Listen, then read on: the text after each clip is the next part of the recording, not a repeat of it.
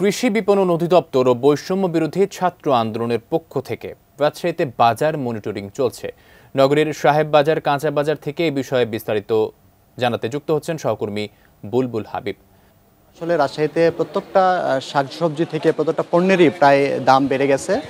গত এক সপ্তাহ আগে কিছুটা দাম কমলেও আবার সেই দামটা কিন্তু বাড়তে শুরু করেছে। আমরা দেখেছি বাজারে প্রত্যেকটা শাকসবজি 50 থেকে 60 টাকা কেজি দরের উপরে বিক্রি হচ্ছে এবং বিশেষ করে শুকনো খাবার যেগুলো চিড়া থেকে মুড়ি থেকে যেগুলো আসলে বন্যার্তদের ত্রাণ হিসেবে দেওয়া হয় সেই খাবারের দাম আমরা দেখেছি যে বেড়ে গেছে। এবং এখানে কৃষি বিপণন কর্মকর্তা এবং বৈষম্য বিরোধী ছাত্র আন্দোলনের পক্ষ থেকে কিন্তু বাজার মনিটরিং করা হতো। আমরা একটু কৃষি বিপণন কর্মকর্তার সাথে কথা বলবো, কি পরিস্থিতি দেখলেন বাজারে, আসলে কোনো পণ্যের দাম বাড়ছে কিনা বা কৃত্রিমভাবে বাড়ানো হচ্ছে কিনা সেরকম কোনো কিছু চোখে পড়েছে?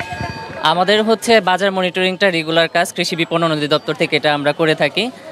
আমরা বৈষম্য বিরোধী ছাত্র আন্দোলনকে সাথে নিয়ে এর আগেও বাজার মনিটরিংয়ে আসছিলাম, তো আজকেও আসছি, যাতে করে কোনো ধরনের কৃত্রিম সংকট তৈরি না হয়। এজন্য আমরা বাজার ব্যবসায়ীদের সাথে বসে কথা বলেছি এবং তারা আমাদের আশ্বাস করেছে আমাদের সর্বোচ্চ সহযোগিতা করবে।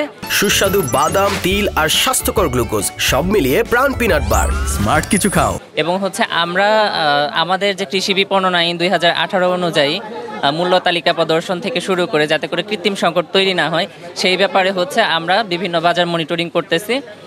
এবং আমরা যেটা দেখতে পাচ্ছি ব্যবসায়ীরা সচেতন হচ্ছে, তারা মূল্য তালিকা আপডেট থেকে শুরু করে ক্রয় রসিদ বিক্রয় রসিদ সংগ্রহ করা। এই মূল্যের দাম, শুকনো খাবার, চিড়া এগুলোর দাম বাড়ানো হয়েছে, এরকম কিছু দেখছেন?